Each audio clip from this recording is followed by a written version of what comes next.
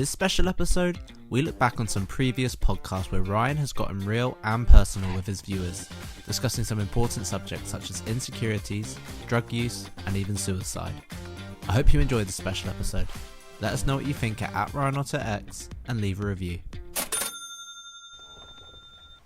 Hey podcasters, this episode might upset you because we talk about mental health, a topic that we haven't really covered much, but it's in the public domain. It's a massive problem. We talk about the passing of Caroline Flack recently, multiple suicides as well that I witnessed in custody. So our thoughts go out, our thoughts and prayers go out to Caroline Flack's family right now, which is terrible. It's a huge loss for anybody to lose a child, and obviously the ripple effect that has on everybody else and the rest of the world, to be honest. Now, firstly, this episode is a tribute to Caroline Flack and also the Samaritans. I'd like to tribute this episode to the Samaritans because without the Samaritans, they help many people with mental health problems and suicide as a whole, suicidal thoughts, or people that have attempted suicide, or or have taken their life, and they support some of the victims' families in that sense. At the same time, the Samaritans, they inspired me to discuss mental health and suicide today on this podcast, which is something that more of us need. I think it's not widely discussed enough. It's not in the public domain enough with regards to the help and the support that's out there for anybody that's in a situation where they're attempted to, or they're considering to take their own life. And I mean, me myself personally, I spent 5 years, or nearly 5 years, as a Samaritan. So I'm grateful to have been part of that team that it's one of the oldest teams or oldest establishments that is here to try and help tackle mental health and help people that that need somebody to talk to. So I'm really grateful to have spent that time with those guys. Now, it's a horrendous thing when somebody takes their own life. Now, no one's life or somebody's life in the public domain, for example, Caroline Flack, who recently took her own life, which is terrible. It gives me goosebumps. It gives me goosebumps right now. You can probably see them on me, on my face, on my wrist, because I hope you can see that and zoom in on the camera. It's a terrible, horrendous thing. I mean, but no, nobody's life or a life isn't worth more or less. It's just life in general, which is, it's a terrible shame. I mean, being in the public domain and obviously taking your own life, it means that the world knows about the tragedy. The world sees it. It's discussed in the news for a while. It's like a national mourning as well for, like a national treasure in the UK. So it's a terrible thing that's happened. I mean, before we go further into this episode, if there's anybody here listening right now who suffers with mental health, or knows somebody who's suffering with mental health, or is suffering with depression, or has some suicidal thoughts, I mean, definitely reach out to the Samaritans. I mean, a link for you to, or some resources for you guys to get in contact with them will be on this page somewhere, wherever you're watching this on the podcast, or if you're watching it on YouTube or LinkedIn or somewhere else on social, Facebook, etc., whatever camera or audio you're listening to or watching. Then there'll be some resources for you to speak to or reach out to the Samaritans. And there's one more place, or another piece of advice I'd like to give you guys, for anyone suffering with mental health, or thinking about suicide or even depression. I mean, there's a doctor that I came across on social.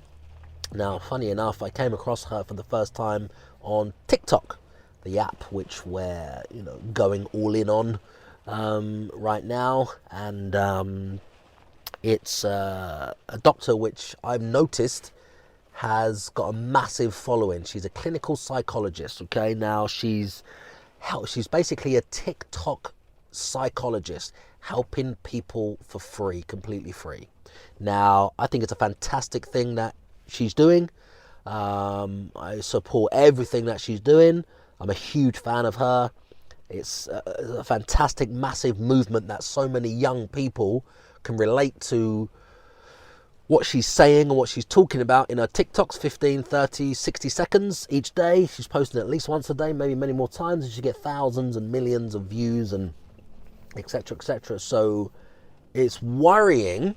At the same time, I'm really pleased for her, because it means that on the worrying side, so many people are suffering or struggling with this, and they're looking for advice, and they're following her so they can, watch her TikToks and obviously, try to help them get through challenges of depression or suicidal thoughts or anything to do with mental health, just to help them in daily life. And obviously, at the same time, it's fantastic that she's helping and inspiring so many people. At the same time, because there's so many people that she's helping and inspiring, it means that there's definitely a need, a pull, a demand, a vacuum of so many people that are struggling with these things, and they're looking for help in their life. Now, that's a good thing. And when I say these things, I mean mental health. Nothing to be ashamed of. Lots of people suffer with mental health issues. I mean, even an OCD is a mental health problem, which I've spoken about in other podcasts and this podcast and different episodes, that I had OCDs as a child with the light switches, how many times you turn them on and off before you can turn them on or before you can turn them off. So if any of you guys want to reach out to Dr. Julie Smith, her picture should be on the screen somewhere around here now. And I guarantee if you find her on social, follow her on social, the information she gives away daily, it can change your life for the better. It can help people out of any, mental health situations they're in or depression that they might be suffering with, and just help them just think that little bit differently, which can only help them in their lives. So, what I'd like to, talk about now is, obviously you guys will know, when I was sentenced to a prison term for a crime that was committed by a lifelong friend of mine, it meant that I had to spend nearly 5 years of my life in prison.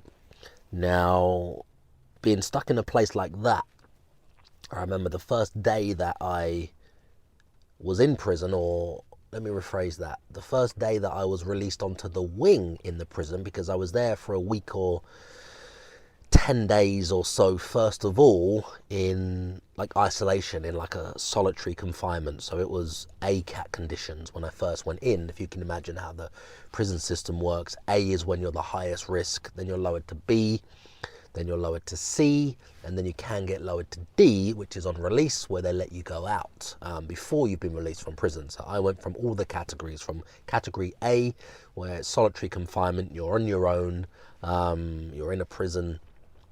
There's a prison within the prison, and then within the prison it's called the segregation unit, and you're in that segregation unit where you're locked up for 23 and a half hours a day.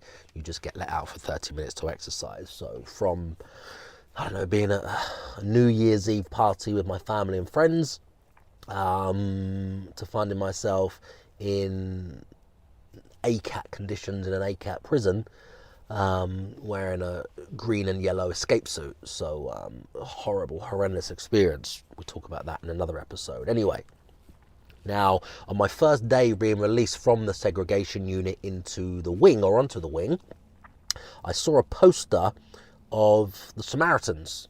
Now, I've never really thought about the Samaritans before this point. I've never really, considered myself that could maybe help people with mental health issues or depression or suicidal thoughts, or even people that have attempted suicide.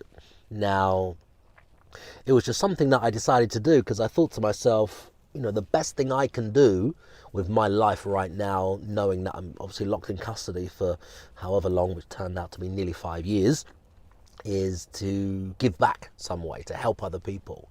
And it was actually a coping mechanism for me, to be honest, and it saved me as well at the same time, and really opened my eyes to lots of different things, and being more thoughtful and understanding of how people are in situations when they're depressed, when they're very down, maybe when they got bipolar, maybe when they've got mental health issues and suicidal thoughts, or they've attempted suicide, or they're attempting suicide in front of me. So what the Samaritans did for me is, obviously they put me through a 6-week intensive training program, which was in custody, and which was very eye-opening. The training that I got for those guys, I mean, I have huge respect for the Samaritans still now after leaving custody, and I'll go back and help them like a shot if they needed any help, etc. And it always stays with me, that being the Samaritan and having the skills that they taught me, and it's transferable in other parts of life, those listening skills. And obviously it's also great to help other people and just listen to other people and explore their thoughts and feelings to help them make their own decisions, and obviously overcome any mental health challenges they have. And especially the ultimate goal is to prevent suicide, which is what they're trained for. Now, obviously with Caroline Flack recently, maybe she didn't have somebody in her life she could speak to like that. Maybe she didn't have the courage to speak to the Samaritans either. I mean, if I knew now what I knew, if when I was in my teens, if I knew then what I know now, I would have been on the phone to the Samaritans maybe once a month, or maybe once a week, or sometimes whenever there's a trigger and there's a big problem in my life, because I suffered with some, anxieties and things when you're an adolescent, and some confidence things in different areas of my life, and some OCDs, and just growing up being a mixed race child with a white mother and a black father, as a single parent in like a white community in West London, and then the southeast of England, being like the only black boy in the village or in the school. And it was a village to start when we moved to Battle in Hastings. So yeah, some of those things took its toll, and looking back, there was lots of challenges in my life. I mean, if I would have known then what I know now about the Samaritans, it was like the light bulb moment. I would have been calling them, my life would have been better, I would have navigated through the ocean of, all those black holes of, like the Bermuda Triangle of trouble and strife and issues and problems and confidence issues and some mental health challenges and self-esteem and all of those things that you have as you're growing up, which lots of people won't want to admit to. Excuse me. The Samaritans would have been fantastic for me to call then. So I wish I knew then what I know now about the Samaritans and how fantastic they are to help, and obviously Dr. Judy Smith as well. Would have been game-changing. But I mean, after a period of time of being a Samaritan,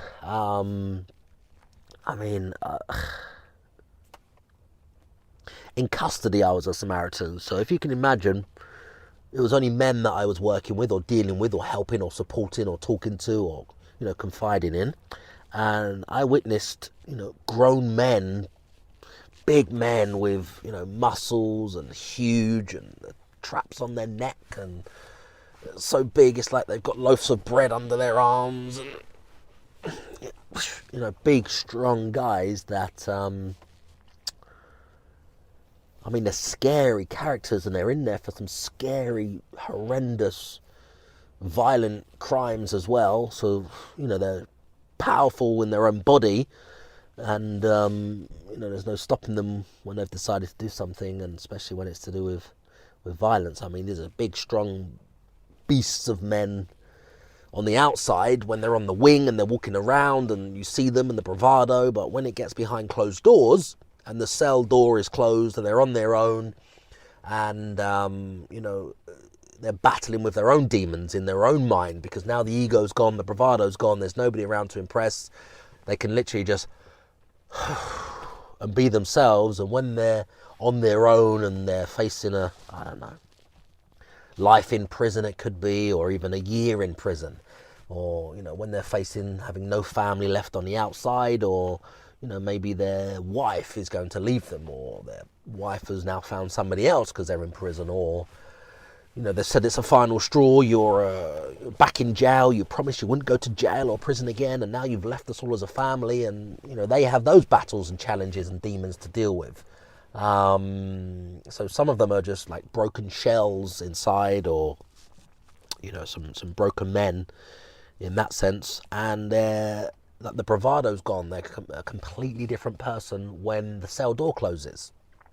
Now, my job as a Samaritan was to go and see those people who press the button, press the buzzer, when they have mental health issues, when they have had some bad news from the outside, which is obviously, you know, the real life that you live in, or we live in, and they're locked in a cage, and everything is magnified, if you can imagine. Everything is bigger, everything is worse, everything is so traumatic. They're helpless, they're hopeless, they can't help, they have no control, they have no power, they're locked in a cage, and all they have is the phone when they come out of the cell, those very few minutes to ring and communicate with their family and their loved ones. And they can't really help, they can't earn any money, they can't really make any decisions from a prison cell, and it's a helpless situation to be in.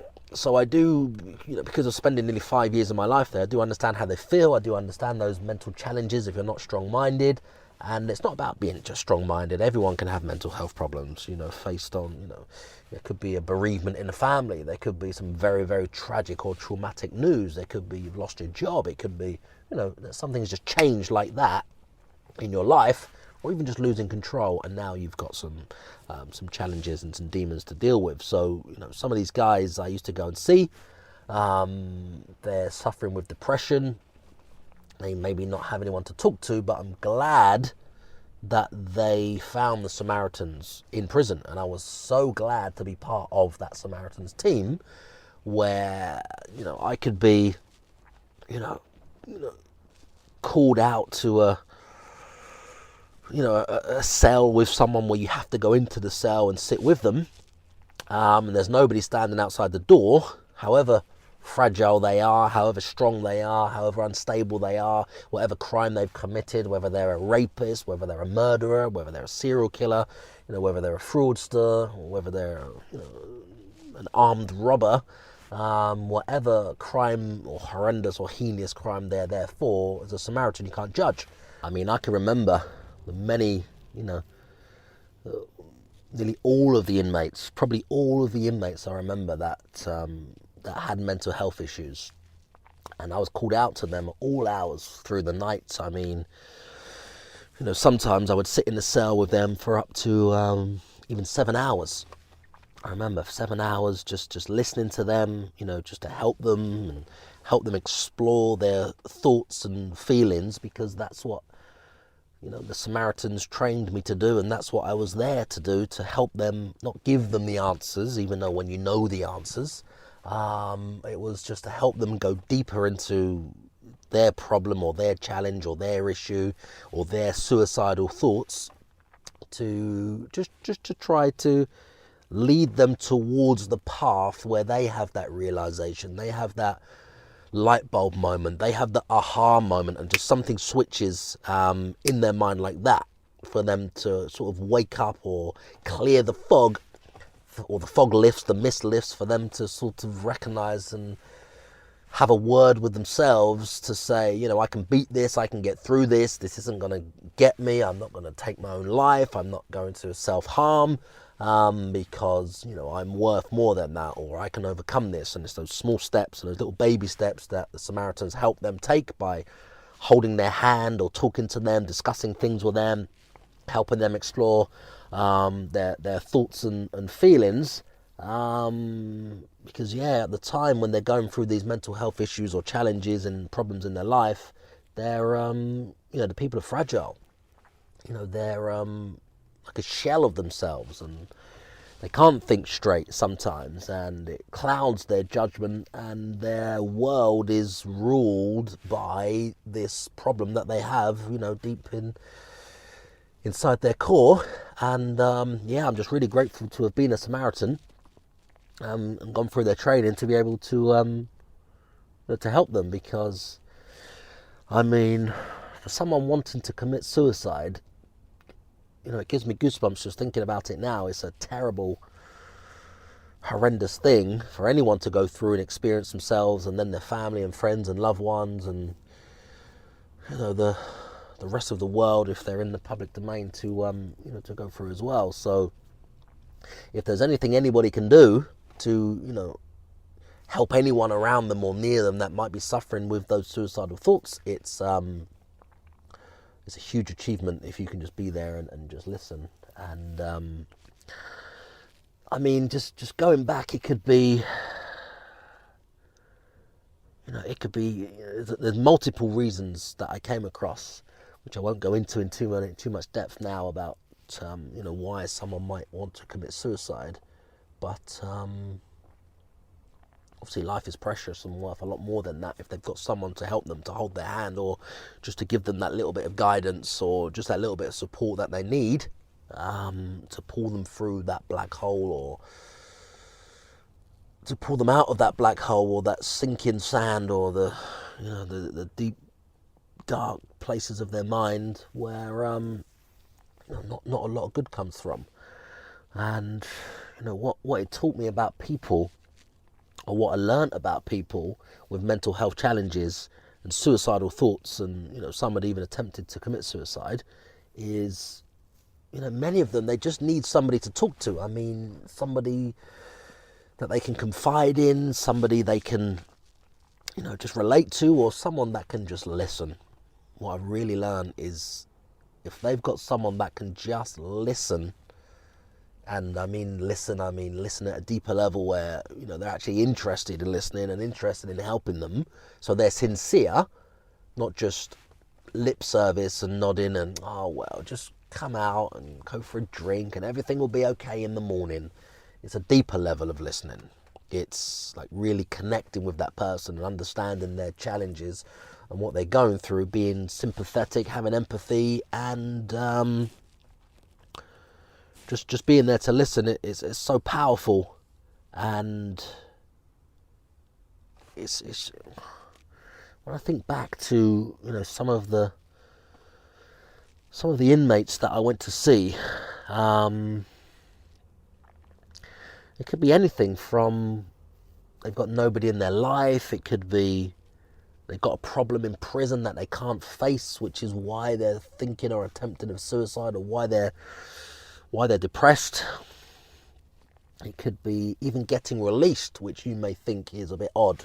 I mean, there's so many people that I've spoken to that were thinking of suicide, or it was running through their mind, or they've even attempted it because the anxiety that they're going through, because they were being released from prison. I mean, can you imagine? You're in that horrible situation, you've been taken away from your friends, your loved ones, your family, or even just you've lost your liberty if you have no one, and you're now about to be released back into the community, and your biggest fear now is not being in prison, it's leaving prison, the day you leave custody, because you've now become sort of institutionalized. Everything is there, doctors there, healthcare's there, you've got your community there in that sense, whether they're good or bad for you, people who know you, and you may have that respect and that bravado of being in jail, and maybe coming out to nothing, maybe having nowhere to go, maybe having the responsibilities of life by leaving custody, where everything's done for you in there. You'll just have a regime, do this, do that, and that's it. These are the times they open the doors, these are the times they close the doors, these are the times you have to be here, there and everywhere. If you're not, you're in trouble. Now they have to act for themselves and do everything for themselves when they leave. That alone is unimaginable for you guys to think, but that brings its anxiety, its challenges, it comes with depression attached to it, it comes with suicide attached to it, or suicidal thoughts. And there's been many times where us as a team of Samaritans, where there was normally about 10 or 12, have to go to see people, and I did many times just before they're about to be released, because they can't face being released into the public. Okay? Now, I mean, What did I learn about myself? I learned how to recognize somebody who's suffering from depression, and I learned how to recognize the tools that I need, which the Samaritans gave me, which helps somebody else avoid taking their own life, which is the goal for being a Samaritan. It's powerful. It's very satisfying knowing that, you know, somebody that you have the skills to help or just to talk to or to listen to didn't take their own life that night that you went to see in their cell or you went to sit with them. That when the door closed and they're on their own with their own thoughts, you was there to help them, to give them the courage to not take their own life. And, you know, I remember those nights after going to see somebody who you've been told before you go to see them that they've attempted suicide. So they've either cut themselves very bad, or they've self-harming, or they've made a noose to actually hang themselves, etc. And you know, you've been told, or you've been taken to see them, you spent several hours with them, talking to them, helping them explore their thoughts and feelings, not giving them advice or telling them what to do, even though you can usually from the outside looking in see the problem or see the solution or the answer, but you can't tell them that, because that's not what the Samaritans are there for. And I mean, they have to realize it themselves. So when you've invested that time and that effort and the emotions, so you're feeling, some of the pain of what they're going through, you know, at a higher level. I remember when the door, or when I was put back into my cell at night, and you're lying in bed, you know, ruminating on what just happened, or the situation you was in, or how bad that person's life is, and how close they were to suicide. And then you have the thought in the back of your mind about when you get let out in the morning, will they have taken their own life? And have I done something wrong? Or could I have done something better? Or did I say the wrong thing? Or did I do the wrong thing? Because if you hear in the morning that they've died or taken their own life, obviously you think you failed. So it comes with a lot of responsibility to carry on your shoulders at the same time. So I remember many times, the first thing in the morning when they would open the door, I would be ready. I would be standing by the door. Everything would be done for me to, you know, ready to leave my cell, etc. And I would go straight to their wing, wherever they are, or wherever they were, or wherever they're working, etc., to find them at their door as quick as possible. And then obviously, you know, look in, see how they are, and the sigh of relief that I felt knowing that they've gone through the night when they were attempting suicide the night before, and in the morning they're alive. They haven't taken their own life. I mean, that alone it's giving me goosebumps now just thinking about it. It's a very moving moment. And I'm very proud to have been trained by the Samaritans, which that is the ultimate goal, to stop somebody, anybody, a stranger in their hour of need or at the time of need that just needs somebody to talk to or somebody to listen, so they don't have that desire anymore to take their own life at the time. And that's a very satisfying and rewarding experience for myself. And I'm really grateful to have been part of Samaritans for that time, to to have experienced that and to help some people. I'd like to think that many people now that be thinking about me, that guy that came into their life at that time when they needed help and they decided to not go down a certain path. And I mean, that's not just for me, it was all of the other Samaritans that were in there as well. There was a team of us, like I said, so that makes me feel good about myself and helps me sleep better at night. So I mean, life is so precious. I suffered with mental health challenges growing up, like I said, from OCDs and procrastination, which still affects me today, even before I recorded this episode, because I'm about to go into some meetings. I'm just taking this time in the car to record this episode before I go into these meetings. And I was delaying things and procrastinating, thinking about is the lighting okay? Is this okay? What about this? What about that? And the reality, reading emails, and the reality is, it's just another mild form of mental health. So, what I learned from the Samaritans is my life would have been better, like I said earlier, if I would have known about the Samaritans when I was younger, what I know about Samaritans now, and had the confidence to call them or speak to them or ring them or email them or text them or chat with them online, etc. When I was faced with any of those problems or challenges or hurdles in my life. And I think anybody listening to this right now that has any challenge or any mental health problem, don't let it go so far, or don't let you go so deep into that dark sinking sand or that dark tunnel or that black hole of that spiral. It can easily spiral out of control quite quickly. So, just pick up the phone, contact the Samaritans. I mean, fuck. I would have had a much easier life with less stress, less anxiety, and just more fun and more control over my life if I would have known about this and had the confidence to do this at a younger age. So, rather than carrying that heavy burden with me all through my youth, I could have slept a lot better at night and led just a better life from a younger age. Obviously, it took me a while to, come out of those, or overcome those problems and challenges I had, because again, I was a young guy growing up with a bit of bravado. I didn't want to seem as being weak and talking to somebody, but it's not weak talking to somebody or being judged by somebody. They're just a wrong friend if they do judge you.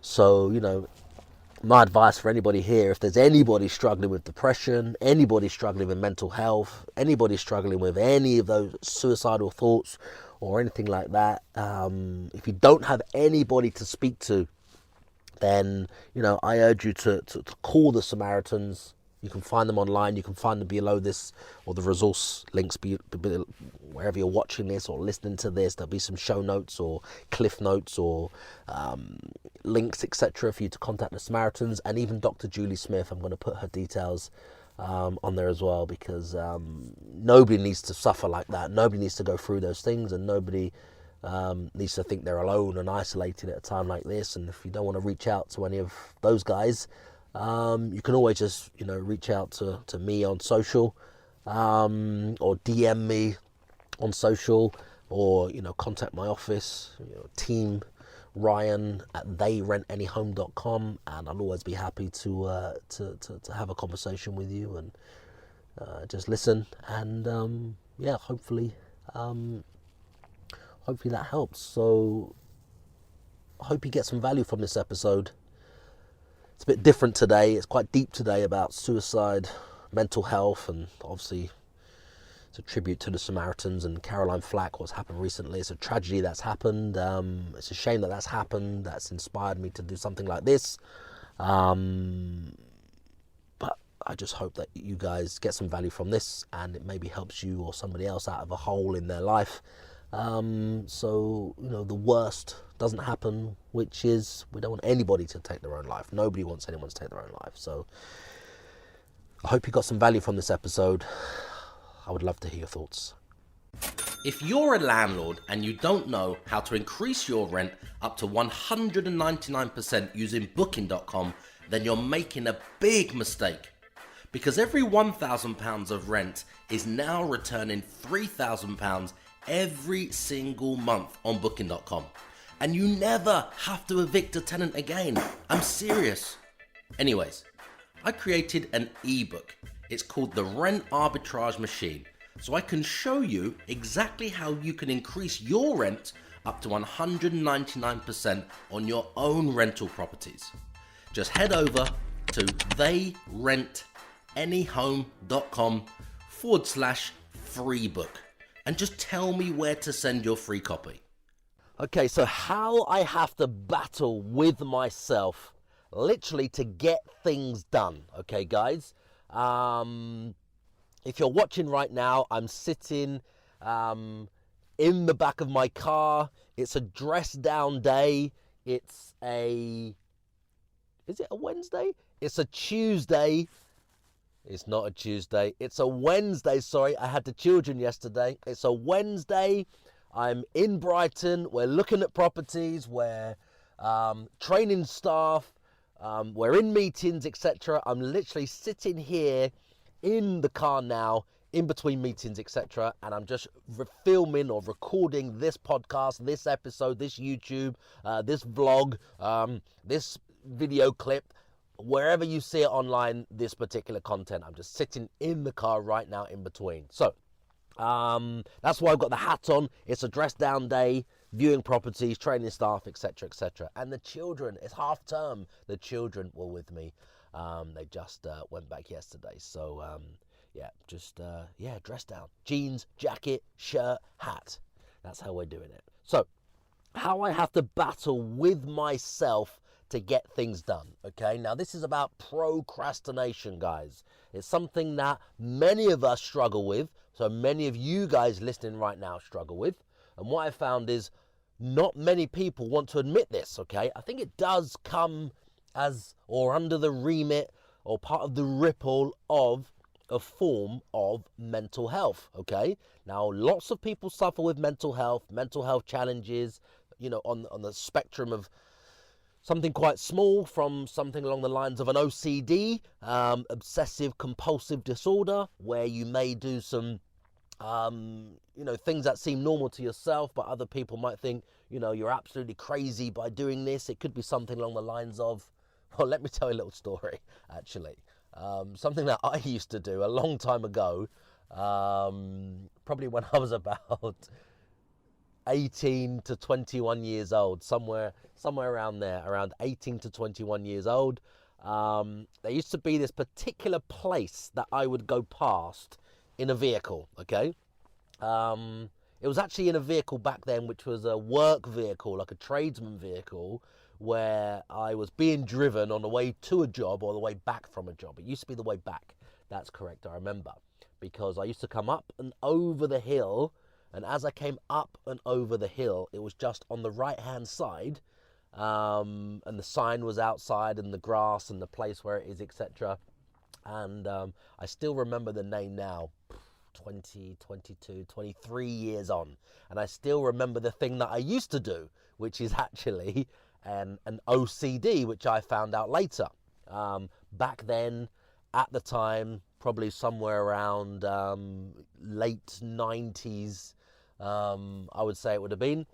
Wasn't really aware, it wasn't really public knowledge, it wasn't really common knowledge, etc. for these things to be in the public eye and for everyone to know exactly what they are, which is OCDs, obsessive compulsive disorders, or mild mental health things, or mental health comes under mental health. We don't need to say mild mental health, it comes under mental health. However we look at it, however we try to avoid it or try and dress it up in a different way, it comes under mental health.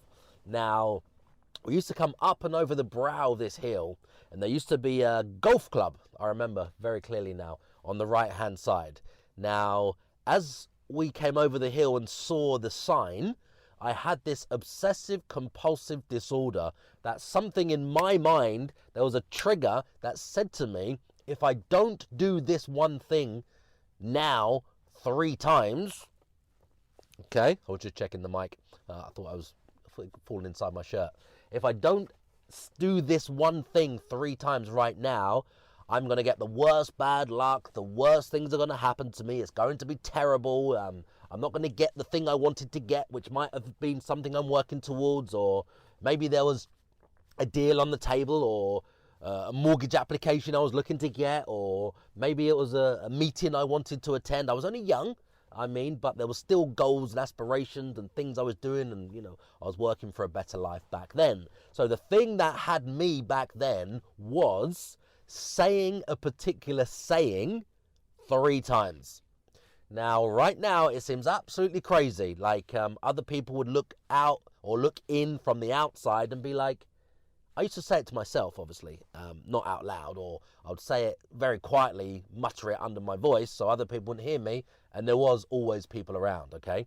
Even when I went past there recently, I actually did the same thing. It just came back to me like that, the trigger, and I did it as a little fun thing. And I also did it for a little bit of old good luck as well. So yeah, it still got me all of this time later. And I've never really done it since whenever that was, in the late 90s, and now we're in 2020. But it was a little fun thing, and I just thought I'm going to do it anyway. So before I go on and on and on, it was called Windmill Hill Place Golf and Tennis Academy. Okay, so it's a bit of a tongue twister. Windmill Hill Place Golf and Tennis Academy. So what I had to do was, every time I saw the sign, I had to immediately say it 3 times. And it went something along the lines like this: Windmill Hill Place Tennis and Golf Academy. Windmill Hill Place Golf and Tennis Academy. Windmill Hill Place Golf and Tennis Academy. So saying it out loud now makes me think that's madness. Anybody who heard me saying it out loud back then would think that's madness and there's something wrong with me. And anybody I tell this story to, most of them are like, excuse me, oh my God, that's crazy, that's so funny. And then they would say something along the lines of, you never guess what I used to do. And they would used to do something or something similar, and it may have been, I've heard many stories in the past, at the time you keep it to yourself, you keep yourself closed, and you don't want anybody to know these things because you see them as flaws, or you see them as weaknesses, which they aren't. Lots of people have them. Many of you guys listening right now have them. Many guys who haven't got them right now may have them in the future, or maybe you had them in your past, okay? So lots and lots and lots of people, whoever they are, wherever they are, whatever country they're from, whatever colour their skin is, whatever life experience they may have had, it affects everybody at every level. So don't be on your own, or, feel ashamed or something if you're holding this deep inside yourself thinking, oh my God, I can't tell anybody. This is, I'm crazy, okay? So, I think it's much better to get things out there in the public domain. Go all in, no messing around, just telling your friends or your family, in the public domain. Because then it helps you, or it's helped me by coming out with certain things to do with what's happened in my past or where I've been, which any of you guys will know if you follow this content anywhere on social or the podcast, etc. You will know that I spent some time in prison for a crime that was committed by somebody else, which wasn't me, a lifelong friend. And I spent quite a long time in prison. I lost everything, lost my family, lost my children, lost my wife, lost my home, lost my property businesses. I had 12 staff, I had a Porsche 911 Carrera C2S, my dream car, not just a stupid, like a Lamborghini today. I had this in my early 20s, and it all came crashing down around me. Cut a long story short, because a crime that somebody else committed, which was a lifelong friend at the time, okay? They were a lifelong friend, okay? So yeah, I've found that it's been much better for me in my life to get these things off my chest and get them out there so people know them, which does open you up to being judged by other people.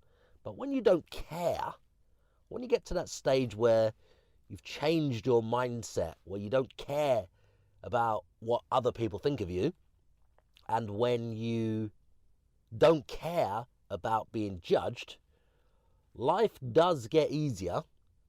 It definitely has got better for me, and I'm sure it will get better for all of you guys listening right now that maybe have a secret or something you don't want to tell anybody. And when you get that secret out, obviously you are vulnerable, but by being vulnerable, it helps with building relationships and connecting with people quicker, faster, at a much deeper level, which I've found. And you probably hear me talking about this in another one of my podcasts, or another episode, where I went to a meeting I was at shortly after I came out of custody. This was actually not shortly after, it was after I came out of custody, this particular meeting.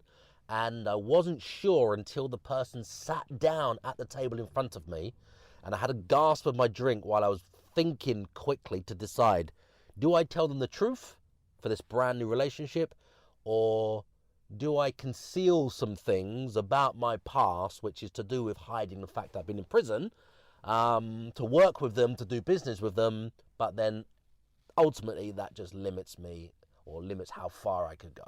Okay, so I decided then to tell them the truth like that, which was just my truth, my secret, and something that was very, very personal and raw and emotional to me, which was that part of my life, which has happened now and is in the past, where I was, taken off to prison, and I lost everything, and I spent, nearly 5 years in some of the worst UK prisons with, some of the most high profile criminals in England, to be honest, and that wasn't a good time in my life. But getting back on track, because it stirs up lots of emotions and things like that, so I could talk here for hours to you guys. But getting back on track, it helped me, and I'm sure it will help you guys, by, if you have any of these insecurities, etc., or you have any of these things that you're concealing or holding back from the world, I learned by bringing them out in the open, putting them in the public domain, going all in, no half measures. It helped me, and we've done a hell of a lot of business with that one particular relationship, that one particular person, just based on going all in, being vulnerable, putting it all out there so they can see, and letting them decide. Now, most people, they're just interested in the truth, okay? And when you've actually said your side of the story, it turns out to be a massive weight lifted off your shoulder. So anyway, back on track, because I'm going off on a tangent here and I could talk for hours about this. Now, talking about obviously the mental health side, which is me having the OCD to say Windmill Hill Place Golf and Tennis Academy 3 times in a row, which gave me good luck.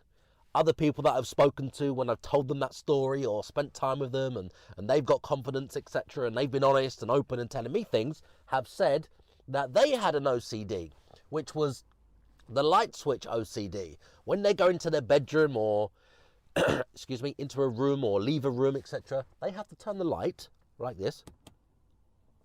Oh, it's off because we've been sitting here for a while. Okay, it's not coming on. They have to turn the light on, then off, then on, then off, then on, then off, to get it on, or to get it off, the opposite way.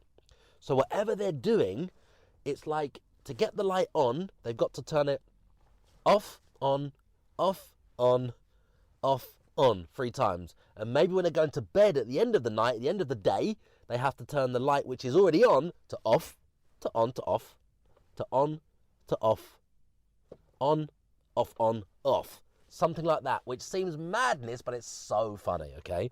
Now, these things are on the scale of mental health. So going back to mental health, we're talking about procrastination. Now, I have to battle with this thing, I would say, every single day of my life, okay? I cannot remember a day now that I could tell you guys on this day, on this date, etc., I wasn't procrastinating, because it's more or less every single day of my life affecting me.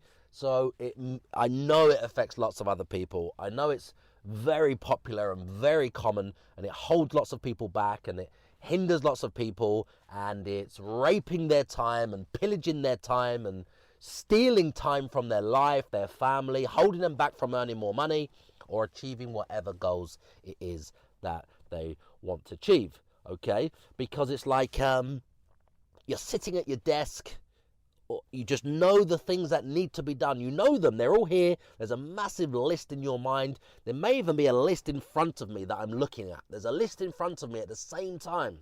And I know this is urgent. This is crucial. This is not important.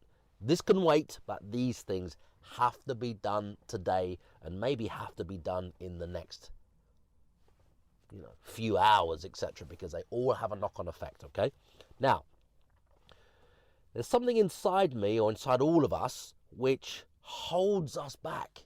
It's like it's pulling us to the dark side, or pulling us to the bad side, or holding us back from thriving and growing and going forwards and doing the things that we need to do, from little tasks to massive achievements, okay? Now, I can find myself, which many of you guys can relate to here, spending, I don't know, an hour doing something, spending maybe a week of doing other things, and maybe even sometimes you look back at the end of the month or even the end of the quarter, 3 months or even 6 months, and you can look back and say to yourself, I had these goals all the way back then. 1 week, 1 month, 3 months, 6 months has passed, and I still haven't achieved those goals.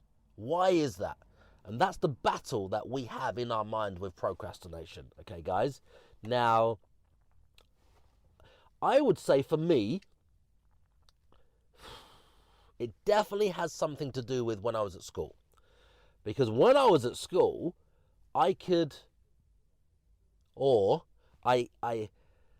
was used to getting away with things, okay? Now, this is putting things off, delaying things, getting away with things, moving deadlines, pushing deadlines back, moving goalposts back, and everything else, and putting all of the effort, all of the time, all of the thought process, all of the energy, which is negative, just to delay things, move the goalposts, move things back, because I believe for me, it made me form bad habits back then. It made me, as a person, form bad habits back then. So I wasn't disciplined back then in school, and always being an entrepreneur, working for myself, building companies, structuring deals, doing property deals, running different types of businesses. I never had anybody in that sense above me that could give me the rules or give me the habits or give me the framework. I was always learning, doing, making mistakes, and then trying to do better. So hands-on, practical, learning the best way to do these things. But what I discovered about myself is I was a massive procrastinator. Now I can be doing something and then go off on a tangent. You could be distracted. It could be the keyboard, it could be the phone call, it could be an email, it could be, it's never Netflix or anything like that, that's not really for me. It could be something more fun that has more excitement attached to it than dealing with the task in hand. And we're all guilty of this in some way, form, shape or another, because some things come with pleasure and pain, and obviously as a human being we want to avoid the pain and experience as much of the pleasure as we can. So when it comes to, there's this task or job or essay or document or contract or something that needs to be done, put together, which causes us some pain initially to get it done, and the time invested and the thinking, or maybe it's a problem that we haven't unraveled and we need to sit down and work through this problem that's facing us or challenge.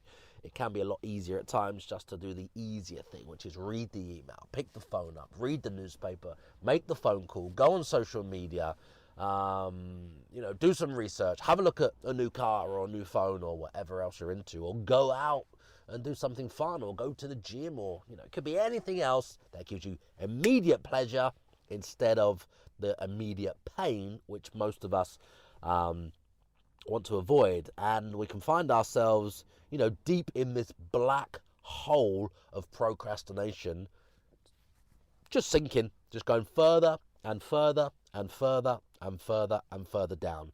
And before you know it, the hour's gone, you've missed the deadline. The day's gone, you've missed the deadline. The week's gone, you've missed the deadline. The month has gone, you've definitely missed the deadline. 3 months or even 6 months, or some people a year or many years has gone by. They had these great ideas, they got the potential, they've got the knowledge, but they just haven't executed. That little shift, they just haven't executed. Let me jump in real quick. For all of the entrepreneurs listening right now, I know you're looking for strategies and tactics to increase your income, maybe even to get you out of that 9 to 5 that you hate, so you get to spend more time with your family. I get that. and I want to be responsible for helping all of you guys achieve that. So I want to give you a free gift, which is a copy of my ebook. It's called the Ryan Otto Rent Arbitrage Machine. Now, it's a training manual that I had my team create, which takes you through the exact steps that I took after spending nearly 5 years in prison for a crime committed by a lifelong friend, to then start over from £175,000 in debt with no money, no list, and no help. Now, what I share in this ebook is single-handedly responsible for turning every £1,000 of rent that I paid to a landlord into £3,000 of income every single month in my business. Now, that leaves me with a gross profit of around £2,000 per calendar month for every property that I can go and rent from a landlord. Right now, I'm giving away this ebook. It's 100% free. All you need to do to get a copy is subscribe to this podcast if you haven't already, leave a 5-star review, and email a screen print of that review to my team at teamryan@theybuyanyhome.com, and we'll get a copy of the Rent Arbitrage Machine to you guys. And again, that comes down to procrastination, that thing that many of us have, which is in our mind, but there is a way to train it. There is a way to avoid it. There is a way to overcome it, so you can stop being, raped and pillaged of your time and energy and focus, okay, guys? And that's what we're here now for, because many of you guys here can be laser focused. I know that, because for me, I can be up here laser focused when nothing can get in the way, and then something seeps in, and something else, and something else, and something else, and something else, maybe the avoidance strategy we spoke about earlier, something else, and then we're just deep in an ocean of procrastination. Okay, guys? Now, I also feel that it comes down to a bit of self-sabotage for me personally, because I can easily know what I need to do, have a massive focus, laser focus, start the project, start the task, but then start to drift away. Okay, guys? Now, this is normally what I've found. I'm self-sabotaging because there's other mental health things in the way, like things in my past, which everyone has a past. Everyone is happy about certain things. Everyone is unhappy about certain things that have happened or about to happen. Everyone has anxiety over things in the past or in the present or about to happen in the future. And that's just us. We're all human beings and nobody's perfect. So one big milestone in my life, which I also think and feel that my procrastination now as an adult, not before when I was younger, now is linked to or part of being in prison, being in custody. And the main thing is about that, not me as a person, not me myself being in prison and thinking about what that means to me, because I'm resilient, I'm strong, I'm mentally strong, I can adapt to any situation I'm in, from being in prison and living with the worst company you can imagine, some of the worst and high profile and dangerous criminals and rapists and pedophiles and murderers and some serial killer that I came across, Ian McKay, the devil's disciple. They made a documentary about him, and I had to share a bathroom with him, share a toilet with him, on the wing, not in the same cell, and be locked in the unit with him. And that was my, however you call it, neighbours, in that sense, for a period of time while I was in custody. And that's just how it is in there. So I can adapt to any situation I'm in, from dealing with some of the worst, highest profile, dangerous, violent criminals in jail for a very long time, navigating through that minefield, all the way up to dealing with a very good friend of mine, a former billionaire. So I'm adaptable to lots of different situations. Now, what I know is that situation of being in prison, being in custody, it meant for me that when I think about it now, it gives me goosebumps, because it's mainly my children which I think about when I think about prison, and what I lost. And losing my liberty is a terrible thing for anybody, but not being there for my children as a father, having 3 children, an older son. Well, he's older now, but I mean, back then he wasn't. He was around 11 years old. I mean, having a son that needed me around, having a daughter that also needed me around, and having another son, a smaller son, which wasn't really that aware of what was going on at the time. But when you spend nearly 5 years away from them, it all takes its toll on them, and obviously myself inside. So yeah, that does affect me every day in my life. And I would say right now, as an adult, my procrastination probably goes back to a bit of self-sabotage, where I feel guilty for that period of my life, just the aspect of not being there physically for my children. I was there financially, I was there on the phone every day, I was there mentally, I was there spiritually, I was there still seeing them, with the visits, etc., which are very limited and very tough. Excuse me. But what I mean is the turmoil and the tragedy and the heartache and the pain and the emotions and the challenges and everything else, by me being taken away. So I would say my self-sabotage is probably linked to a little bit of that self-destruction, which turns into procrastination for me, all linked to that event in my life where I feel guilty about it for my children. Now, that makes me feel better telling you guys here on this podcast, which goes out to, however many thousands of people it goes out to, and, it stays there as a digital asset, and more people over time will see this, hear this, listen to this, watch this, relate to this, like this, hate this, and judge me for this. But, it makes me feel better that I can share this experience with you guys, and some of you guys may relate to it. Okay, it gives me goosebumps right now, if you could see. Just talking about these things. So let's talk about some ways that I've learned that I can avoid procrastination. And some of you guys can relate to this, or it may give you some ideas of how you can avoid procrastination. Now, for me, the ways that I've found to minimize, I've been doing it today as well, guys, as it happens, and I try and adapt this every day.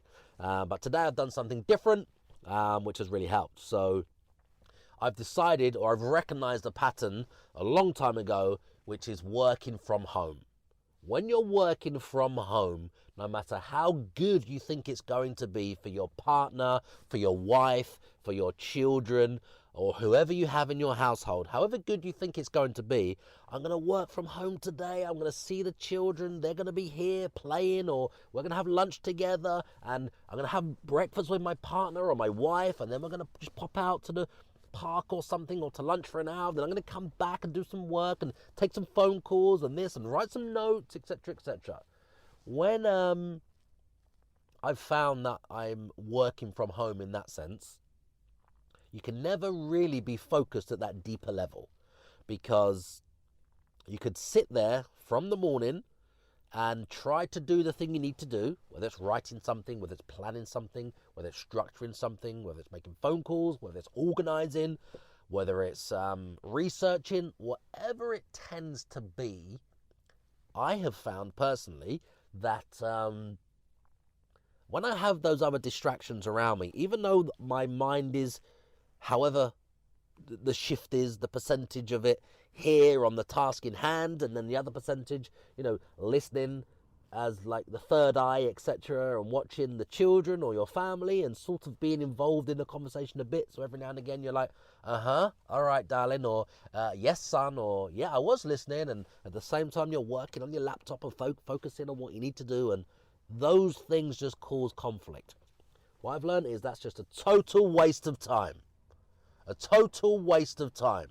when you're trying to focus on doing something, anything with work, you're trying to work at home thinking it's a good thing for your family or your friends or your children or your loved one, your partner, your wife, etc., your husband, it tends to be taking time away from them. Because what tends to happen is you'll find at the end of the day, what you thought you could do in 2 hours has taken you a whole day, and you haven't really actually been there for your children, your family, your wife, your loved one, your husband, etc., because you've taken 10 times as long because you've been procrastinated. So for me, I found that I will only work at home in the house if nobody else is home.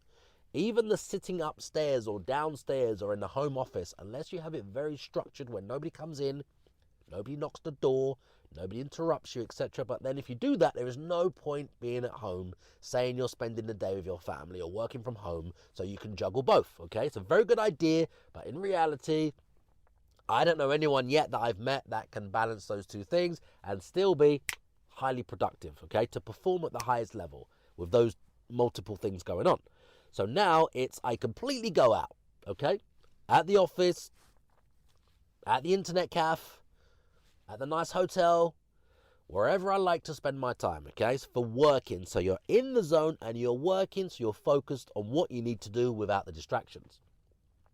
The next thing is the other distractions, the common distractions that I found that have to be eliminated. Every time I pick the odd phone call up, which isn't super urgent, every time I just have a glance at the email and then find myself looking at something else and something else and something else, or reading something that has already been typed and sent that I might have typed and sent, or my executive assistant has typed it and sent it and I've been copied in and I'm looking at it and I know what's in there because I've dictated it, etc., but I still want to read it. Nothing good comes from having those distractions. Nothing good at all. So social media is closed. LinkedIn, of course, is closed. My emails are closed, so no bing, boom, notification, so I don't even look over at a glance to be distracted. They're closed. The phone is on flight mode or do not disturb mode, so it goes to answer phone if anything. Or it's on silent and it's not even vibrating. So I'm looking at it to see who it is when it's on silent, so it doesn't disturb me, but now it's vibrating. Now I've turned it up or turned it over. I'm looking at it. I can see the person, and now I have to waste time and energy on thinking about, am I going to get the phone call? Shall I, send them to voicemail? Shall I just send a quick message now? Shall I click the button and say, sorry, I can't talk right now, etc., etc. So all of those distractions have to be taken away and eliminated. All of them. Just get rid of them, okay? Because it doesn't work. Now, I've also found that I like a noisy place or a very quiet place. Now, there's two different reasons for wanting a noisy place or a quiet place.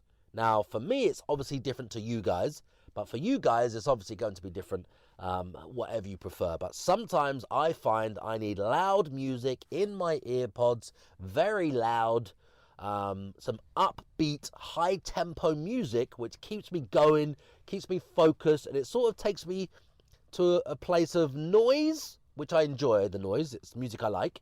Probably dance music or something. It takes me back to, my days of clubbing in Brighton, under the promenade, the Zap Club and the Honey Club and the Beachcomber and everything else in Brighton, again at the end of the 90s, okay? So it brings me back to those days. So it's a bit noisy to start, but then it gets to the point of, it sort of puts me into like a trance. So like a form of meditation, I would say. So some of you guys can relate to this. So it's like a form of meditation, kind of like a little trance where it enables me to just completely switch off from the outside world. So now I don't know anything that's going on or what's happening. I'm just focused. It's just a deeper level of focus is what I'm trying to get at. So now I'm focused and I've gone through the barrier, like through the glass wall or through the glass ceiling. So now I'm in this other quiet, clear, completely silent place where everything is like limitless, where you're in that zone. You know the film Limitless, where Bradley Cooper, he gets the special concoction for those pills, which I think is just called Ritalin now, which was for ADHD. And lots of people use it. Business people use it to get to that extra level of consciousness or deeper level of thought and productivity, etc. Not saying that I condone anything to do with drugs. Very bad, whether they're supposed to be to help you in your life or etc. Just make sure you go and see a doctor, okay? I'm not condoning any of that. I'm just saying I'm aware of that, okay, guys? Now, that's a disclaimer there. Now, it's like Limitless, where he has this drug and it helps him access these extra parts of his mind and deeper levels, and he's smarter, he's sharper, he's quicker, he can do more, he's more productive, etc., etc. Now that's where I get when I get through that barrier of listening to music. Like the level might be here, the music is up and then boom, it takes me through and I just keep going to a higher or deeper level. So that works for me, the noise in the earpods, especially if I'm in a busy, distracting place. The noise which cancels out the noise. It's weird because I put more noise on or in my ears to get away from the noise. Seems a bit weird, but I'm not sure if any of you guys enjoy that or learn like that or like to, get focused like that, but it definitely works for me. The other way is to find a very, very calming, quiet place where you can, gather your thoughts. You can, get to that deeper level of thinking and having no distractions as well. Okay, so it can be the very, very opposite quiet place. What I've also found is somewhere that gives me inspiration. So going somewhere that gives me inspiration completely stops my procrastination. That's probably my number one tip. If there was one thing that you guys, or I had to tell you guys, or you asked me, what's the one thing that you'd suggest? For me, personally, it is that one thing. Going to a place that inspires me the most and fills me with emotion, positive emotion, fills me with energy, and it's like having a shot of adrenaline. For me personally, it's the Saatchi Gallery in Sloane Square in London. I love the Saatchi Gallery. It's completely free. You can go in there more or less whenever you want and have a look around at all the different inspirational, creative rooms with different themes and cultures from everything and anything you can think of, okay? And it's in Sloane Square. It's in London. It's a beautiful art gallery, and it's just full of creativity everywhere. And I can just feel it when I'm looking at the paintings or the posters or the displays or the scenery they've created or anything they've constructed, or even reading a piece of something that somebody's written or somebody's translated, okay? So it's all art, and that for me is when I find myself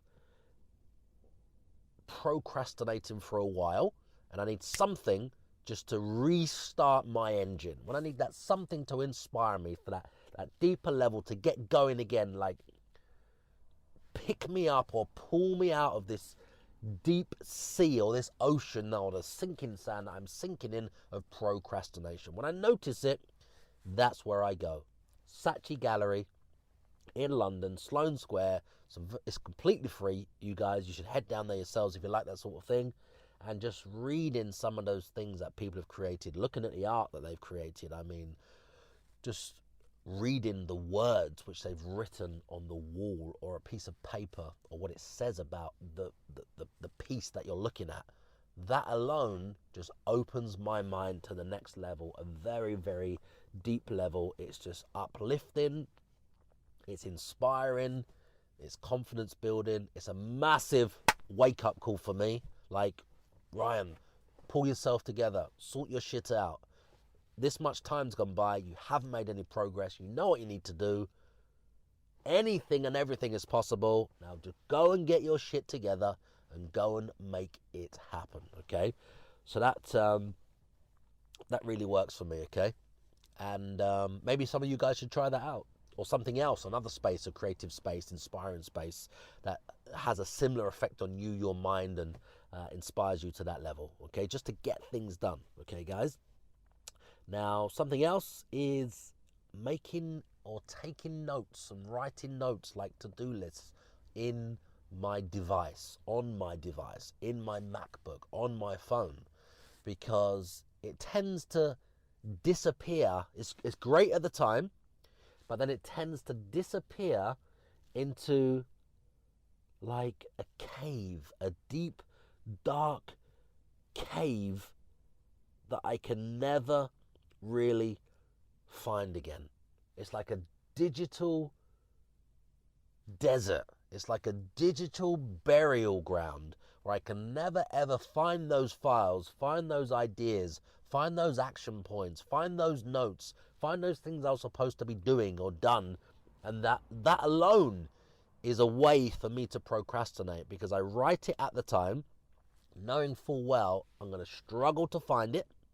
When I go to find it, I can spend 5 minutes, 10 minutes, 20 minutes, half an hour, even an hour, or it could be over a few days where I still have not found that particular thing that I wrote.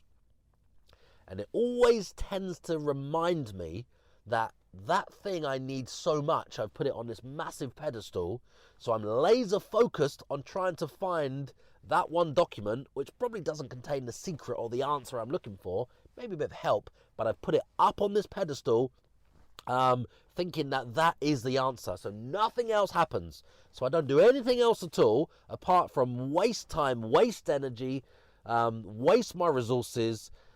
My time is being raped and pillaged just because I'm looking for this one particular document. And when I find it a day later, a week later, a month later, it hasn't even got the answer. It hasn't even got the answer. It may have been helpful at the time, but I just put it up on this pedestal, and it's another way for me to procrastinate. So just watch out for that trigger, guys. I hope you don't have the same or suffer with the same things as me, but that's been a terrible thing. So that's a hack for you guys. So now I've got a journal. I bought Brendan Bouchard's planner. It's the high performance planner from Brendan Bouchard. It's not expensive. It's probably about £15 for an A4 booklet.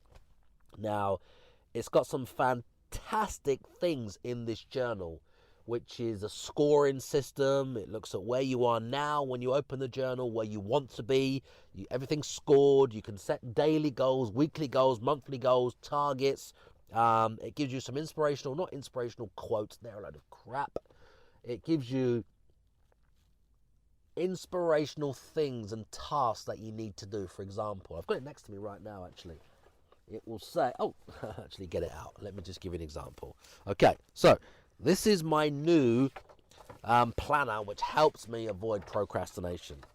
Okay, for example, it's dark now because I'm just sitting outside here. So it's, for example, if I go to, let me have a look. So I'm off the daily pages. Okay, today, so morning mindset. This is very, very helpful. So this is the one thing that I'd want you guys to get. I don't get any affiliate commissions or any payment or anything, and there's no, there's nothing coming back to me here, but I really enjoy this. It's something that I've found, which is the one thing, it's the unlock for me to avoid procrastination, by getting things documented in a journal. Okay, now this journal is fantastic. It has today's messages to myself, which are pre-written for me to just fill in the blanks, or you as well. It's £15, guys, and this is the answer to my procrastination. Okay, guys, so this has been the unlock for me recently, and since I've had this, I've been performing at a much higher level. I've been organized. I've been firing lots and lots and lots of work to my team of people, and obviously going from here where we were to here with workload, efficiency, time management, anti-procrastination, getting things done, booking in bigger projects, taking on bigger guests, taking on bigger clients, having more time, more freedom, more focus, and it's all down to this book, okay, which is just a journal. For example, morning mindset. The one thing I can get excited about today, mine was recording 3 more podcast episodes, okay? If one word could describe the kind of person I want to be today, then that word would be, and the reason why I chose it is, calm and organized. Okay, guys? Now, someone who needs me on my A game today is, and you would obviously put that person in there, a situation that might stress me out and trip me up today could be, and you would obviously fill in the blanks there. And this has got your day structured in 30-minute slots all day, guys. Now, this is fantastic. And then you have notes section. Then you have a review section for you to review tasks that have to be done today. You'd put in there as priority. Then you have today's top 3 priorities, things that have to be done. Okay, guys. And then you have people that you need to lead today. Okay, it's just fantastic. And then you have a review section, which is the daily habit scorecard. You score yourself every day how you performed.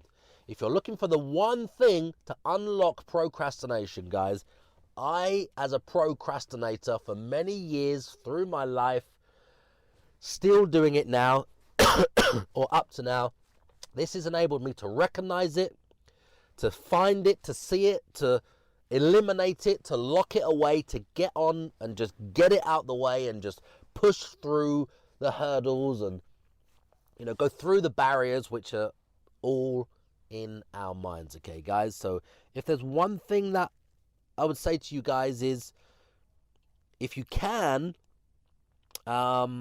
eliminate procrastination with any of the other ways that I've shared with you guys today. Otherwise, invest in one of these. It's £15. Give it a go. Start to work from one of these daily planners and then see how that will change how your day's structured, how you get tasks done, how you avoid procrastination, how you can see it come in, and how you can, sidestep it, how you can stop it raping and pillaging your time, your life, your resources, because I think you get some huge value from this, guys. So what I'd like you to do is, obviously now this episode's come to an end, is I'd like you guys to literally let me know in the comments below or wherever you see this on social, or email my team. I'd like you guys to let me know how you have found your own ways to break out of that prison of procrastination. So I'd love to hear your thoughts on that. Put it in the comments below. Reply to this wherever you see it on social. Send me a private DM on social if you want, just with the title procrastination, etc. If you don't want to post it publicly, that's entirely up to you. But I would love to hear your thoughts. So here's something that really does piss me off. I have a portfolio of holiday rental properties, corporate let properties. Basically, they're like hotels, okay?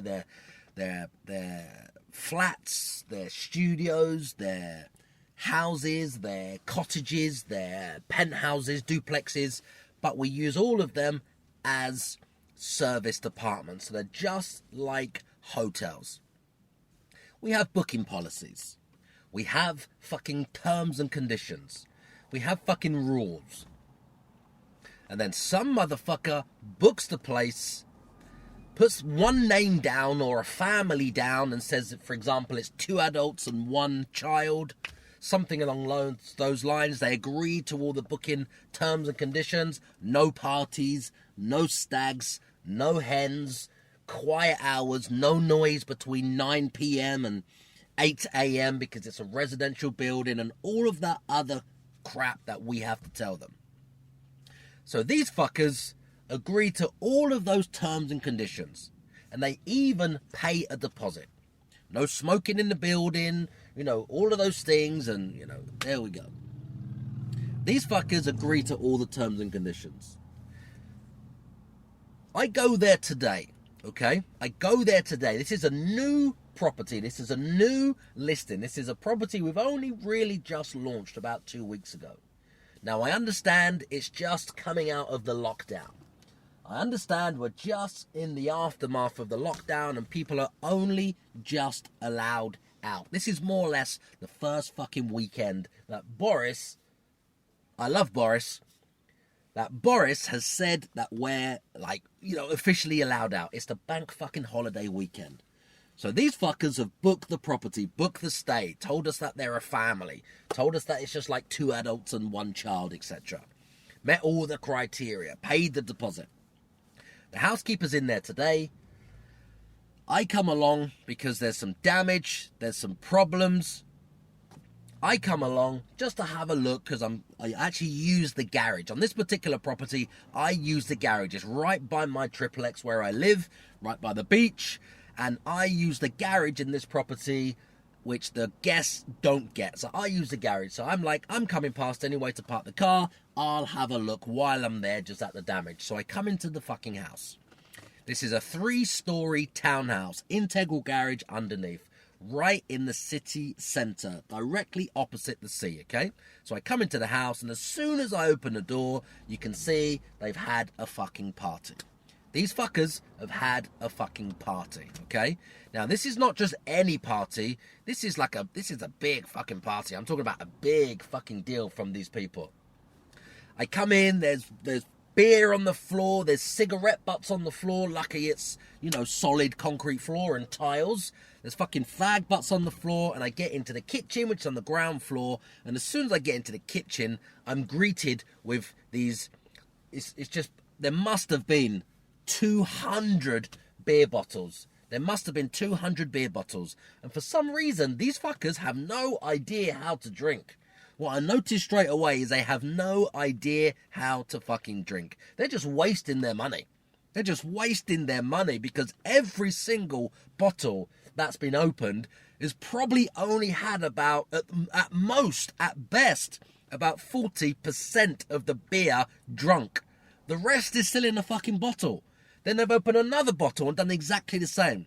Unless these people have got some serious fucking OCDs where they can only drink the top 33% of the bottle of beer, I don't know what the fuck these guys were doing, but out of the 200 odd bottles that we found, they could have probably got 70 bottles and still drunk the same fucking amount, because there's still about, 130 bottles worth of beer still left, across the rest of the 200 fucking beers. It's ridiculous. So these guys have no idea how to fucking drink. I don't know what's wrong with them. There's fucking cigarettes everywhere. There's fucking shit everywhere. Fucking beers everywhere. They've tried to do a tiny bit of cleaning up. They've put fucking wet beers with beer bottles still with beer in the bin bags. So the bin bags are fucking leaking, and outside you got fucking beers everywhere, and you got balloons everywhere, and you got fucking glitter and tinsel and all of that shit everywhere. And then in the kitchen, I see these blue canisters. I'm thinking, blue canisters? What the fuck's that blue canister? As I have a look at the blue canister, it's nitrous fucking oxide. Do you know what that is? Nitrous fucking oxide. I'm talking, these are like, they're in the boot of my car right now to take to the bin. They're in the boot of my car right now. So this is that whipped cream with nitrous oxide, the whole fucking container. Just nitrous oxide, right? With the nozzles on the top. And I'm talking, these are like that high. What is that high? That is about 30 centimeters high. And they come in a fucking box of 6, and they are heavy as fuck. If any of you guys don't know what nitrous oxide is, it's that stuff that, all the kids are doing. Even fucking adults are doing it. It's called Whip It, I think they call it. You see the little silver canisters on Friday, Saturday nights in your city, in the alleyways, in the bus stops, on the floor, in the gutters, near the drains. You see them everywhere. These little, 3 or 4 inch silver reflective canisters like mirrors. And it's the gas for the whipped cream. Now, these fuckers these days, I don't know what they're on, but they inhale that shit. And that shit is supposed to give them some buzz or make them lightheaded or make them feel like they're not them fucking selves. Why don't they just do something fucking good in their lives? Do something fucking positive that makes them feel good. Make some fucking money. Make somebody fucking happy. Go and fucking help somebody. Get some job satisfaction. Anything you fucking want to do can be done these days for you to feel good about yourself without having to take some fucking drugs to change your state. Take some fucking gas to change how you feel. Because these guys don't fucking like who they are. They don't fucking like who they are. So they will take any drug, anything, gas, this, glue, aerosol, fucking lighter fluid. I don't know what they take these days. Fucking solvent abuse just to get high so they can, for a minute, feel like somebody else. That shit's fucked up. So there's not one canister in this new property, this new townhouse. No, not one canister. There's fucking 6 here. Then there's another fucking pack of 6 over there. Then there's another box of 6 out in the garden. Then there's another fucking box of 6. That's 6, 12, 18, 24. I may have missed a couple. There is at least fucking 24 of these canisters of this massive. They are heavy. I couldn't even carry all of them to the car at once. I had to have 2 fucking massive Primark bags to get these canisters out. They're in the back of my car now. I'm going to take a picture to show you. Actually, I did take a picture in the property. I'm just amazed. I'm just amazed. If these guys actually knew anything, if they did anything, if they just learned how to drink fucking beer properly, all the beer, and just have a good fucking time, just madness. The fucking drugs that these guys are taking, it's unbelievable. It's unbelievable. Breaking all the rules, booking it for, 2 people, a couple, a family, and they had a fucking party there. At the moment, none of the neighbours have complained. None of the neighbours at the moment have complained. This was only yesterday. They did only check out today. At the moment, nobody said anything. Maybe the properties are empty on the other side. Maybe they wasn't that noisy. I don't know. But when you go inside, fuck me. They've had a fucking party. There's beer. It's got 3 floors. There's fucking beer everywhere. There's beer on the fucking sofa. There's beer on the carpets. All the beers they haven't fucking drunk. They've opened them and left them. They've left all of their shit fucking everywhere. Left their fucking bag. Just left their fucking wallet. Left fucking money. They've left the fucking Louis Vuitton bag. Some fucking Gucci something else. Some sunglasses. There's a jacket upstairs in one of the bedrooms. There's some fucking shoes downstairs. They've just left shit everywhere because they were so fucked up on these fucking pathetic drugs because of their own insecurities. They've left shit in every single room. Broken the fucking bed. The house is a fucking mess. Not mess in damage-wise mess. Just mess in physical mess. Shit everywhere. Nothing that 3 hours for the housekeeping team can't sort out. A couple of screws on one of the beds and something on the front door. But they've lost their fucking deposit. They've lost their deposit because they breached all the agreements. They smoked everywhere. They fucking spilt beer everywhere.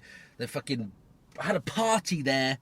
So yeah, that's how that goes. But that really pisses me off when these fuckers book the place for 2 people, for a family, for children, tick all the boxes, say they're not party people, they're not going to have a party, they're not going to, breach the rules or the occupancy levels or smoke in the property or, talk or be loud in the garden after a certain time. They breach every single fucking rule because they're just mindless. They're just mindless.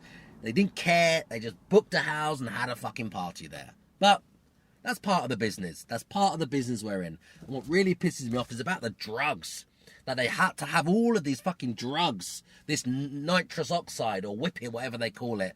And they've been using that all fucking night to get off their head. It's just unbelievable. Madness. The youth of today, maybe they're even adults. I'll say the youth of today. They could be older. I don't fucking know how old they are. But anyway, they're that fucked up. They're that insecure that they can't just have a good time. They don't feel good in themselves. They get no satisfaction in their life. They want to fucking take these drugs to pretend they are fucking somebody else for however long this shit lasts. 5 minutes, 10 minutes, 1 hour, 2 hours, 1 night. I don't fucking know. All I know is it's just fucking ridiculous. He's a #1 Amazon bestseller. He's an NLP manipulator. He's a property course seller. He's a Lamborghini driving multi-millionaire property guru. Forget that same old boring I am me narcissistic podcast format because nobody gives a fuck. This podcast is all about you. So I'm taking these few seconds to thank you for subscribing, to thank you for leaving your 5-star reviews, and thank you for sharing this show with all of your friends. My team and I will keep bringing you these episodes and answering all of your burning questions in my Facebook community group called Property Crash Course. If you can just keep telling all of your friends about this show.